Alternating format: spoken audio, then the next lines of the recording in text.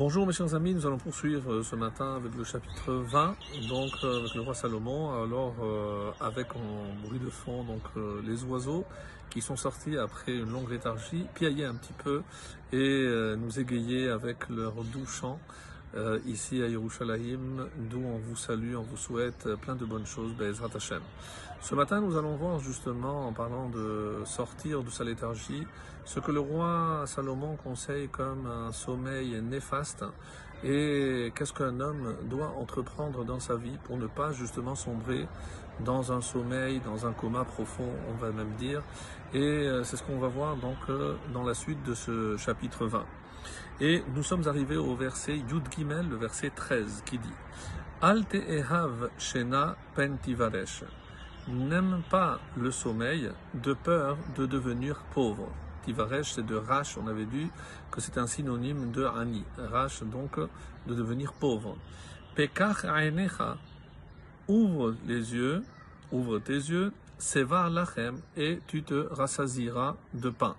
C'est-à-dire quelqu'un qui, ça rejoint ce que nous avions vu plus haut, concernant le fainéant, qui n'aura rien à se mettre dans la bouche, qui n'aura pas de quoi manger, soit parce qu'il était trop fatigué pour investir, soit parce qu'il n'a pas labouré le champ en temps voulu, et le moment venu, évidemment, il n'a pas pu récolter parce qu'il n'a rien trouvé. Donc de la même façon ici, donc on peut comprendre que dans la vie, on ne peut pas se permettre de s'endormir pour pouvoir profiter pleinement de tout ce que Hachem a mis à notre disposition et surtout de tout ce que Hachem attend de nous. C'est d'ailleurs l'explication que nous propose le Metsudot David, qui nous dit le sens simple est clair, mais il y a ici une parabole, les machal, et c'est quoi Petichat, donc ça c'est le Metsudot David, les machal al iske Torah. Donc on ne parle pas ici simplement d'un gagne-pain matériel, donc de quoi se nourrir, mais ici c'est pour ça Pekach Enecha. Quel rapport donc avec ouvrir les yeux? Ouvrir les yeux, c'est essayer de voir la vérité où elle se trouve, c'est-à-dire lorsque certains se disent mais c'est trop compliqué, je ne peux pas aller à un cours de Torah parce que je ne comprends rien, et c'est ça ce qui fait que je préfère dormir plus tard, aller dormir plus tôt au lieu d'aller à un shiur. Pekach Enecha.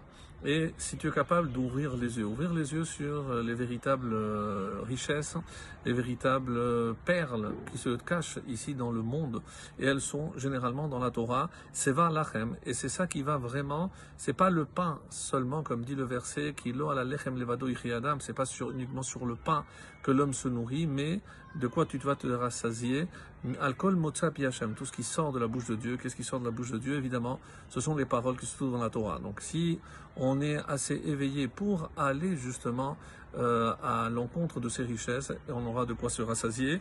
C'est ainsi que le Malbim nous dit Pekar sepetichat aene hasechel, pas simplement les yeux physiques, mais les yeux de l'intellect, autrement dit l'intelligence, savoir où sont les vraies priorités. Et c'est pour ça qu'il continue en disant qu'il s'agit ici d'un sommeil spirituel, donc une sorte de léthargie. On s'endort parce qu'on est pris par notre routine sans accorder de l'importance à ce qui en a vraiment, c'est-à-dire progresser spirituellement, atteindre, on va dire, ce développement spirituel qui ne peut être atteint que par l'étude de la Torah. Ra, Yuddalet, le verset 14. Ra, Yomar Hakone, mauvais, dit l'acquéreur, Ve ozello azit hallel. Puis il s'en va, et alors il se félicite. Dans le sens simple, la compréhension de ce texte est claire, comme dit le Metsudot David, ou encore le Radak, Rabbi David Kimchi. Qu'est-ce qu'il dit? C'est pourquoi il dit c'est mauvais, pour faire baisser le prix. Donc, par opposition, on va voir avec ce qui précède. Donc, si je veux acquérir quelque chose, évidemment, je ne vais pas dire qu'il fait son prix, je vais au contraire dire que il est mauvais cet objet, et afin de pouvoir l'acquérir. Et lorsque je vais l'acquérir, alors azitalal, alors il pourra s'en vanter, se féliciter de la bonne affaire qu'il a faite. Et après, il se vante d'avoir fait donc une bonne acquisition. Mais par rapport à ce qu'on a vu précédemment, c'est que effectivement, la Torah Ra, elle nous paraît trop contraignante au début. Donc on voudrait bien l'acquérir, mais ça implique énormément de contraintes.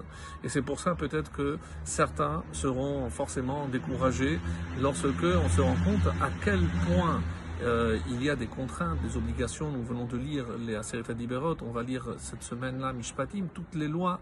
Et évidemment, il y a une kyrielle dans tous les domaines. Alors on se dit, c'est trop difficile, comment pourrais-je acquérir la Torah? Mais une fois que j'aurai fait l'effort, donc par rapport à ce qu'on a vu dans le verset précédent, Azit halal. On se rendra compte de tout le bienfait que l'on pourra retirer de tous ces enseignements et aussi évidemment de la pratique des mitzvot. Qu'on soit tous heureux, qu'on ait tous ce mérite de pouvoir vraiment se rendre compte de la richesse extraordinaire qu'Hachem nous a donnée et alors on pourra évidemment s'en vanter. Excellente journée à tous.